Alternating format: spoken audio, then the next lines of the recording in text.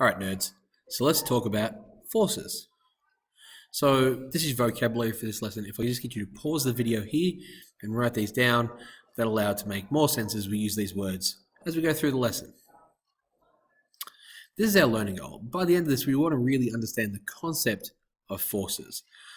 Hopefully by the end, you should be able to propose several sort of experiments to test force sizes. Not so much force directions, but force sizes. So what is a force? Basically, a force is anything that's a push, a pull, or a twist. But that's only part of the equation. So a force is a push, a pull, or a twist. But what does a force do? A force causes change. Now, when we talk about a force causing change, we mean in a particular way. So a force can cause a change in motion, so it can stop, start, speed something up, change the speed, or it can cause a change in direction. Those are all the changes in motion. And that's because forces are vector quantities. This means they have a magnitude, a size, and a direction. So we don't get to say there was a force which is a push, just a push of however many newtons, that's the unit, we'll come to that in a minute. We have to talk about it's a push in this direction, or whatever direction. It can also cause a change in shape. And we see this, like if you've got plasticine or Play-Doh sitting there, you can push it or pull it or twist it in a way that it won't change direction. It's not moving necessarily, but it will change shape. So we can measure force, right? Force equals mass times acceleration.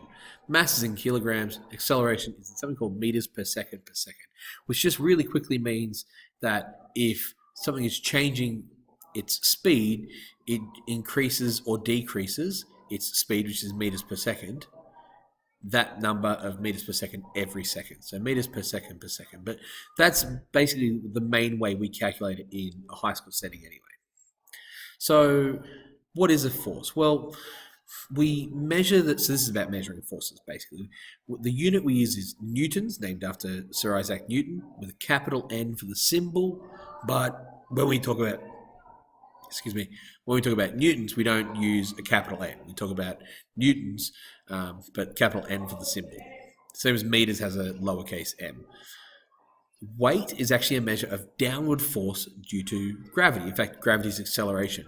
So weight is a force. And when we measure weight, we often talk about it in grams or kilograms, but what we should be talking about it is in newtons. So that's actually the true word, but we convert our newtons, so our scales are set to convert our newtons into grams for us. And we see this just here. This is a spring balance, and we can see on one side we have grams, and on the other side we have newtons. And we actually see that there's this linear relationship. As this one goes up by 0.1, 0.2, this one goes up 10, 20 grams, and so forth. And that's, well, we'll get to that in a second. So force is measured in newtons, and we measure this by multiplying our mass, which is in kilograms, by acceleration, or change in speed, meters per second. Now, gravity, when we fall to gravity, we fall at 9.8 meters per second. 9.81, I think. 9.81 meters per second. So basically, if we get something at a high height and we drop it, it will increase its speed 9.8 meters per second every second that it's falling. So that means we've got a force due to gravity. And you'll note that the mass is constant, but it's the force that changes. So anyway, we'll get to that later. So this is really simple. Force equals mass times acceleration. And yeah, I hope that made a lot of sense. If it didn't, put any questions you have in the comments below, and we'll get back to you as quick as we can. This is, again, for a very junior science understanding. This is not a complex dive into forces, but yeah, this is for a junior high school understanding. Bye now.